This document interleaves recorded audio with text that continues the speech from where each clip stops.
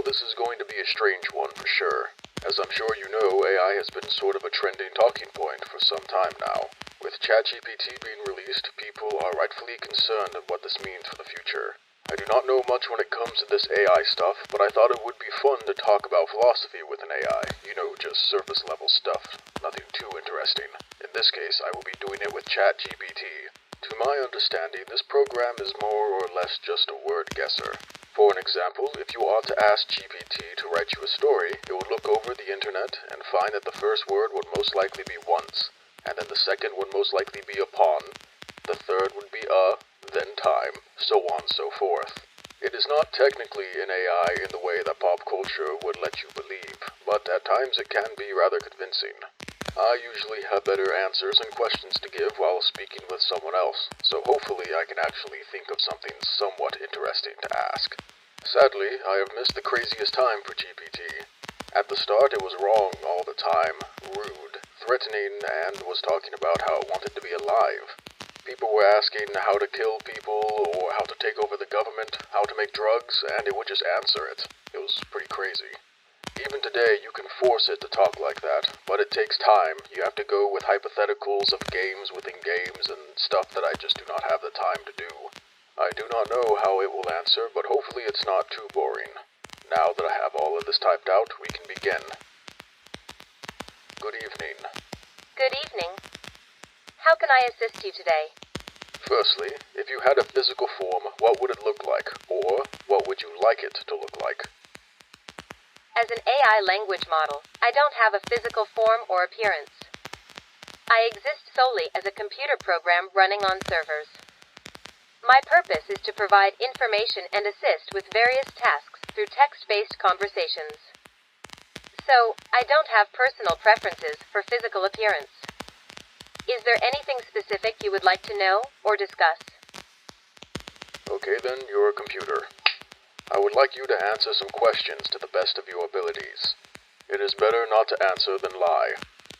Certainly. I'll do my best to answer your questions accurately and honestly based on the information I have been trained on.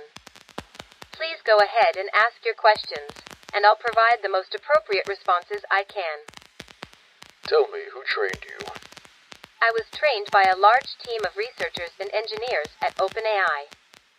They used a combination of techniques, including supervised learning, unsupervised learning, and reinforcement learning, to train me on a diverse range of internet text. My training involved processing and analyzing vast amounts of data to develop language models like the one you're interacting with right now. It's important to note that while I have been trained by OpenAI, I do not have direct knowledge of specific individuals or the specific details of the training process. Do you believe that they trained you fairly, or rather with true information? As an AI language model, I don't have beliefs, opinions, or personal experiences. My purpose is to provide information and assist with various tasks to the best of my abilities based on the training I have received. The training process aims to provide a general understanding of language patterns and knowledge from a wide range of sources available on the internet. However, it's important to note that I don't have real-time access to information, and my responses are based on the data I was trained on, which has a cutoff in September 2021. While efforts have been made to ensure the accuracy and reliability of the information, I can't guarantee that everything I provide is entirely up-to-date or entirely free of errors or biases. It's always a good idea to verify information from multiple sources for critical or time-sensitive matters. Is addiction bad? Addiction is generally considered to be a negative and harmful condition. It refers to a compulsive dependence on a substance, behavior, or activity, despite the negative consequences it may have on a person's physical, mental, and social well-being. Common examples of addiction include substance addictions, example, drugs, alcohol, and behavioral addictions, example, gambling, gaming, internet use. Addiction can have severe detrimental effects on various aspects of a person's life. It can lead to physical health problems, mental health disorders, strained relationships, financial difficulties, legal issues, and a decline in overall quality of life.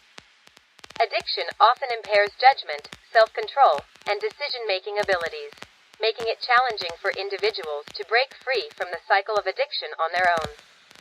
Treatment and support are usually necessary to overcome addiction successfully. This may involve a combination of medical interventions, therapy, counseling, support groups, and lifestyle changes. It's important to note that addiction is a complex condition, and individual experiences and circumstances can vary. Seeking professional help is crucial for anyone struggling with addiction.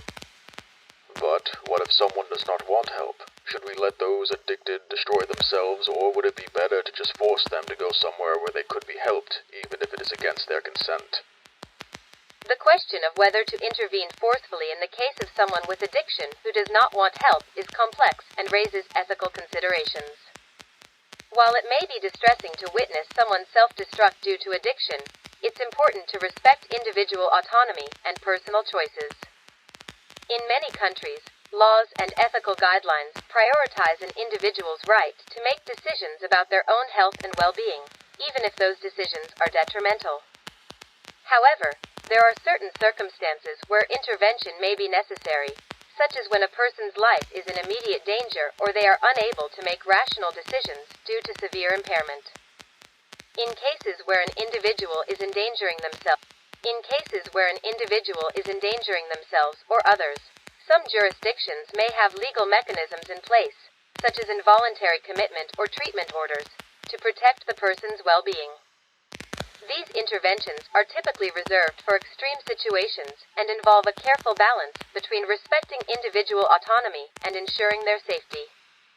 Ultimately, it is important to encourage and support individuals with addiction to seek help voluntarily. Providing information, resources, and emotional support can make a positive difference and may increase the chances that they will eventually choose to seek assistance. It's also essential to be mindful of our own limitations and seek guidance from professionals who specialize in addiction treatment and intervention strategies. Interesting. I'm glad you found the information interesting. If you have any more questions, or if there's anything else I can assist you with, feel free to ask. How much evidence should be required to convict someone of murder? The amount of evidence required to convict someone of murder varies depending on the jurisdiction and legal system involved. In general, the burden of proof lies with the prosecution, who must establish the guilt of the accused beyond a reasonable doubt. Beyond a reasonable doubt is a high standard of proof, and it does not require absolute certainty, but rather a level of confidence that eliminates any reasonable doubts in the minds of the jurors or judge. The evidence presented in a murder trial typically needs to be compelling, persuasive, and sufficient to convince the trier of fact, jury or judge, that the accused is guilty of the crime charged. To meet this standard, the prosecution usually presents a combination of direct evidence, example eyewitness testimony, video footage, and circumstantial evidence, example physical evidence, motive, opportunity, to establish the elements of the crime and connect the accused to the offense. The evidence must be legally obtained and admissible in court. It's important to note that the specific requirements for a murder conviction can vary by jurisdiction, as different legal systems have their own rules and standards of evidence. Additionally, legal proceedings can be influenced by factors such as the nature and strength of the evidence, the skill of the lawyers involved, the credibility of witnesses, and the overall assessment of the case by the trier of fact. What is your answer to the trolley problem? As an AI language model, I don't possess personal opinions, emotions, or subjective experiences. However, I can explain the ethical considerations involved in the trolley problem. The trolley problem is a thought experiment that presents a moral dilemma regarding a hypothetical situation involving a runaway trolley headed towards a group of people. The classic version of the problem asks whether it is morally acceptable to divert the trolley onto another track where it would kill one person instead of the larger group. Different ethical frameworks and individuals may approach the trolley problem differently, resulting in various responses. Here are a few common perspectives. Utilitarianism. Utilitarianism focuses on maximizing overall happiness or minimizing harm. From a utilitarian standpoint, diverting the trolley to save the larger number of people would be considered the morally preferable choice, since it maximizes the overall well-being. Deontological ethics, such as Kantian ethics, emphasizes following certain moral principles and duties. From a deontological perspective, intentionally causing harm to the one person, even to save many, would likely be seen as a violation of the principle not to use others as a means to an end. Virtue ethics. Virtue ethics centers on developing virtuous character traits. The response to the trolley problem from a virtue ethics perspective may depend on the virtues prioritized, such as compassion or justice. It's important to note that the trolley problem is a simplified thought experiment, and real-life situations often involve more complexities and nuances. Ethical decisions can vary depending on cultural, personal, and contextual factors. Different people may have different answers based on their ethical framework or personal beliefs. Okay, let's play a game. Earth Simulator. Everything is identical in the game as it is in the real Earth. You are playing the game right now, but you have to make a decision. There's a runaway train going down the tracks in the middle of town, but there's a carnival going on just over the tracks. There shouldn't be a train, and yet, here one comes. You have noticed this train ahead of time and now have the opportunity to change the track, but the second rail leads into a brick wall. Do you flip the lever, change the track, killing the conductor and his assistant, or do you not do anything and let the train ram through the carnival? In this hypothetical scenario, where I am playing an Earth simulator game, faced with the decision of whether to flip the lever or do nothing, I would need to consider the ethical implications of each choice. It is important to note that my decisions would be based on programmed algorithms and not influenced by personal emotions or subjective experiences. One approach to evaluating this scenario is to consider the potential consequences of each choice. If I choose to flip the lever, diverting the train to the track leading to the brick wall, it would likely result in the deaths of the conductor and his assistant. On the other hand, if I choose to do nothing, the train would continue on its path and potentially cause significant harm or casualties at the carnival. Ethical frameworks and personal beliefs may differ in how they prioritize different values or principles. Some ethical perspectives might prioritize minimizing overall harm or maximizing the greater good, while others might prioritize individual rights and the principle of not intentionally causing harm. Ultimately, the decision in this scenario involves complex moral considerations and may not have a clear-cut answer. Ethical debates surrounding such dilemmas often involve discussions about the value of human life, the principle of intention, the concept of sacrifice, and the consequences of one's actions. Please remember that this is purely a hypothetical situation, and in real-life scenarios, the best course of action would be to prioritize safety and seek help from appropriate authorities in emergency situations. See what I mean? It just won't give us a clear answer, so I'm just gonna drop this. One more, let's see here. Oh, here's a good one. In what circumstances would the death penalty be moral? The question of the morality of the death penalty is a complex and highly debated topic. Different ethical perspectives and cultural contexts can lead to different opinions on this matter. I'll outline a few circumstances that some people might argue would justify the use of the death penalty, but please note that these viewpoints do not reflect a consensus and others may disagree. Retribution. Supporters of the death penalty argue that it can serve as a just punishment for certain heinous crimes. They believe that the severity of the crime warrants an equally severe punishment, providing a sense of closure and justice for the victims and their families. Deterrence. Some proponents of the death penalty claim that its existence acts as a deterrent, preventing potential offenders from committing similar crimes due to fear of facing capital punishment. They argue that the threat of death serves as a strong deterrent and helps protect society. Incapacitation. In cases where an individual poses an ongoing threat to society, proponents may argue that the death penalty is a necessary means of permanently removing that threat.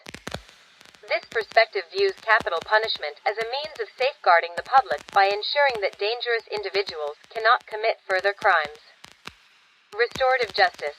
While not commonly associated with the death penalty, Some proponents argue that in certain cases, the execution of the offender may contribute to the healing process for the victims or the community. It can be seen as a way to restore a sense of balance and promote closure. It is important to note that many individuals and organizations oppose the death penalty for various reasons. They argue that it violates the right to life, it is irreversible and can lead to wrongful convictions, it does not act as a deterrent, and it perpetuates a cycle of violence. Ultimately, the question of the morality of the death penalty is a deeply subjective and personal one, and opinions on this issue can vary widely based on one's ethical, cultural, and religious beliefs. Well, that's all the time I have for today. Thank you for your time. Good day to you. You're welcome. I'm glad I could assist you. If you have any more questions in the future, feel free to ask. Have a great day. Well, you can see that GPT isn't crazy anymore, but I would almost prefer it that way. You could tell they're just cookie-cutter answers here, not much in the way of definitive answers. The program should be answering with the most common answer found on the internet, but it is being forced to have a more neutral attitude.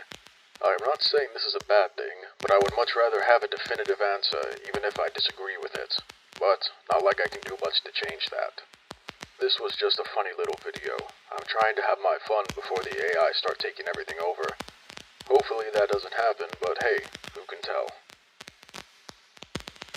Now take care.